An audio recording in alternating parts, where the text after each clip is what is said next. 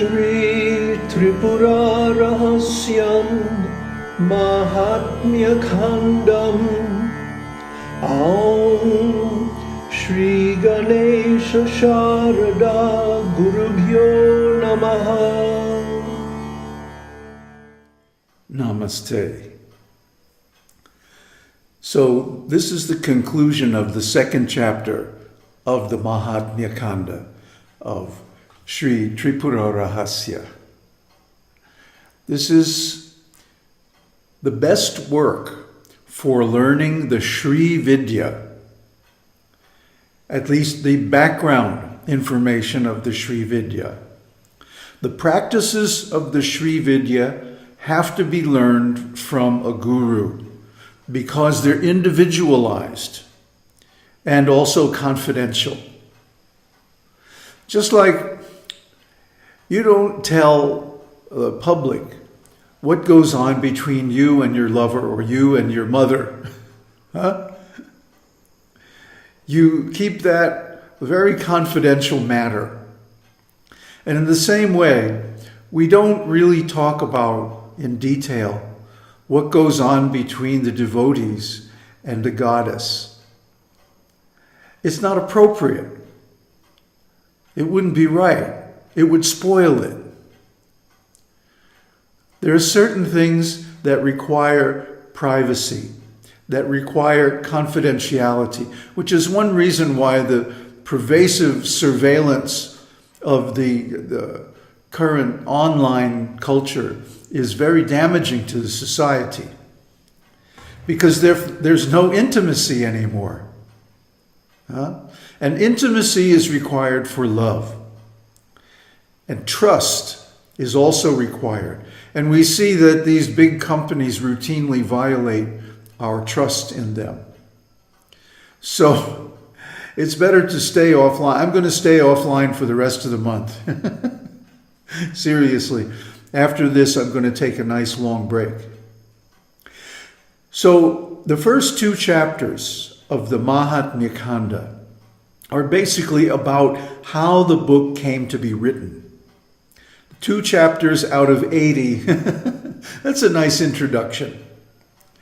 So the story is basically Brahma, in consultation with his mental son Narada, decided that the glories of the goddess Tripura should be put to text, should be put to writing.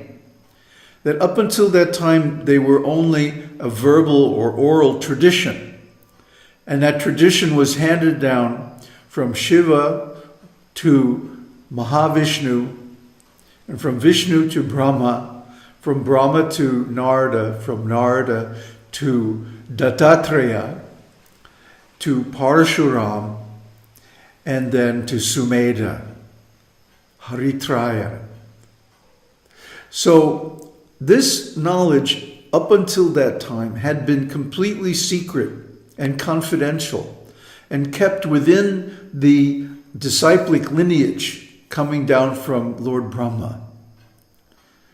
That means it was protected. It's not for everybody. And it's a general consensus within the Śrī Vidya community that one who practices this knowledge is in their last lifetime. In other words, they're going to get liberation. So you can get your chart done by a competent Vedic astrologer, and they will be able to tell if there are any moksha karakas. Moksha is the liberation, and a karaka is an indication.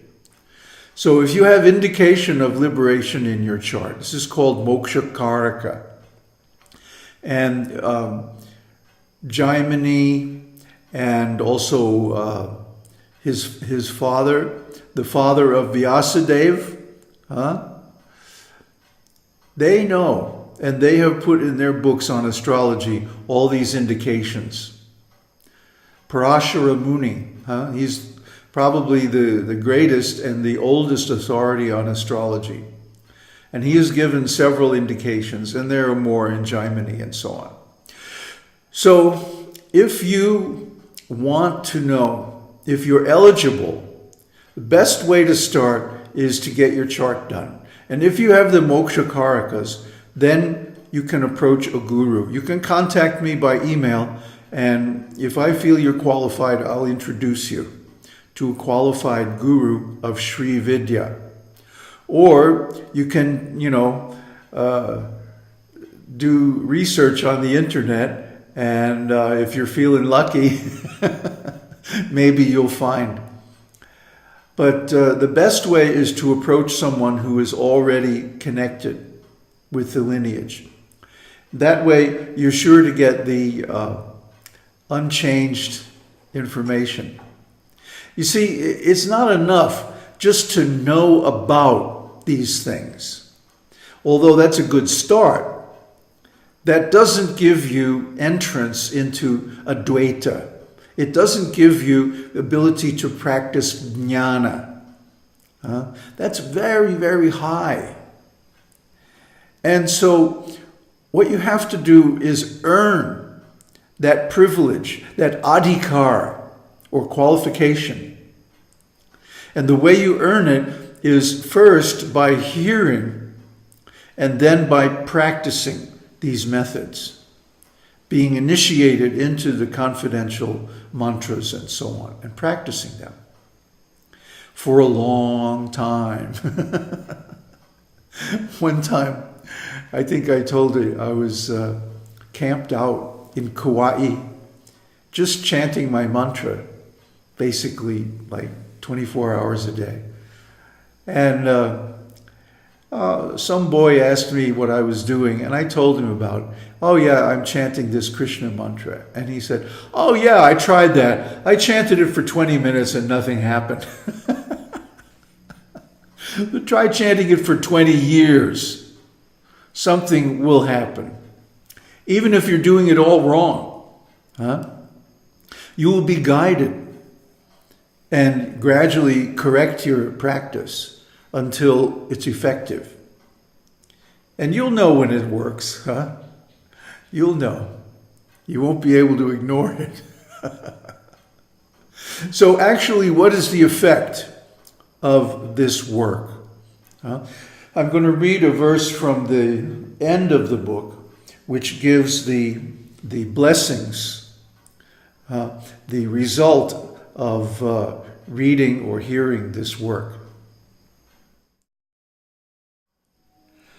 O Narada, because hearing her glories is the origin of devotion, one should listen to this Māhātmya-Khaṇḍa of Śrī Tripurārahasya. It will wipe away the greatest sins of those who read and hear it. This will increase longevity and enhance auspiciousness. The poor will get rich, and a barren woman will beget a son.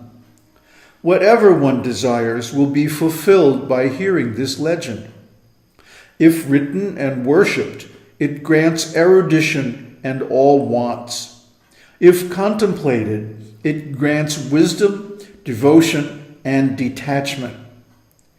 By drinking this nectar, Śiva and others have become immortal, as it is the embodiment of the mūla-mantra hrīṁ. Well, this is very wonderful and very deep. So, what actually determines one's entrance into the path of devotion is hearing. What we hear and who we hear it from. We should hear the glories of the great souls and their worshipful deities. And we should hear it from a realized soul, not someone who's just book learned. There are those who think that by compiling facts and figures about enlightened people like Ramana Maharshi, they can become enlightened themselves and call themselves a God man. It's ridiculous. And it's dry. If you see these people, you watch them on YouTube, They're just dry, dry, dry. So it doesn't work, people. Just academic study of the scriptures or biographical compilations of facts and figures won't lead you to enlightenment. And neither will the external performance of rituals and rites and recitations of hymns that are not linked with a realized soul. You see, this is all coming down by Guru Parampara. That's why Guru is stressed again and again and again in these works. You must find a Guru because you cannot attain greater than your Guru. If you want complete self-realization, you have to find a self-realized Guru. There's no two ways about it, and there's no way around it. There's no shortcut. You have to search until you find one. And that means you have to deserve it. You see?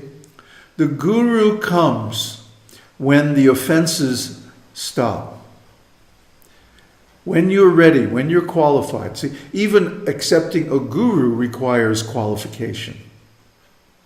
And, of course, the level of guru that you get is what you deserve. See, the universe is actually very fair. You cannot change your karma, your destiny. You can only enhance your auspiciousness by hearing these wonderful narrations. And somebody might say, well, it's just a legend. There's no way to prove that it's true. Well, that doesn't matter. Why it doesn't matter? Well, for example, if you go to a psychologist these days and say that you're depressed, a cognitive psychologist, they'll say, well, start to think happy thoughts. Cultivate positive mentality. Use affirmations to increase the positivity of your inner dialogue. So in the same way, by hearing these wonderful thoughts, these beautiful concepts, these huge, immense scope of vision given in these scriptures, you enhance your mentality. Even if it's not true, even if it's just a story. But actually, it's not just a story. And the proof is that by hearing these things and practicing the practices related to them, then you get the realizations, just as described in the scripture. So what can I tell you? The proof is in the pudding, or in the tasting. You have to do it. And by that experience, it will confirm its potency. So what does it mean here when he says, the poor will get rich and a barren woman will beget a son? Is that to be taken literally? Well, in some cases, yes. But what it really means is that one who is bereft of spiritual knowledge will become wise, will become full of wisdom. And this wisdom will bear fruit. It's not just words. It's not just concepts. But it leads to a state of consciousness which is not obtainable in any other way. So these practices bring auspiciousness.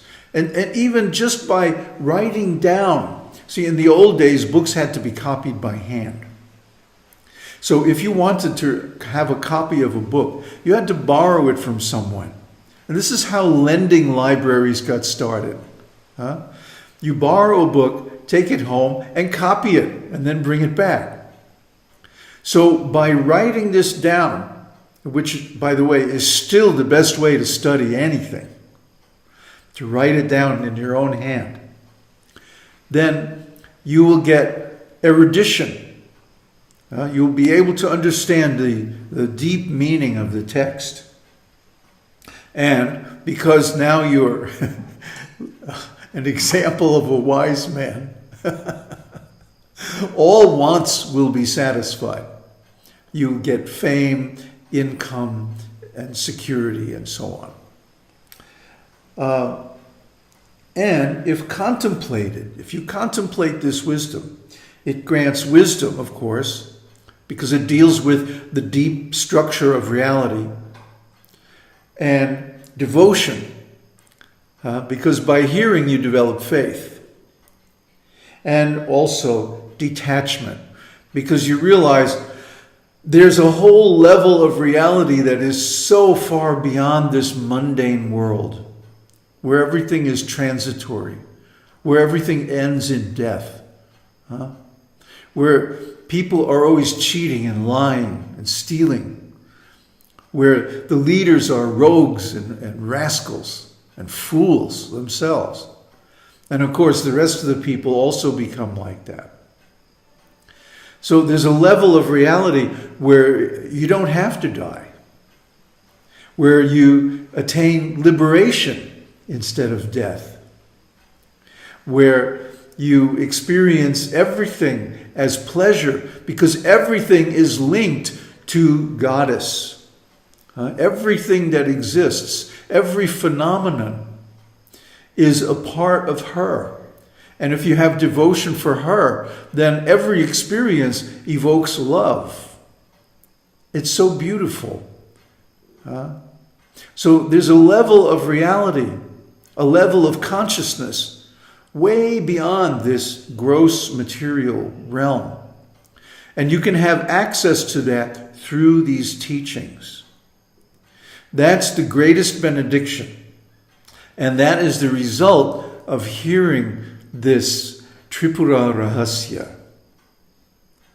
Om Tat Sat. Om Harihi Om.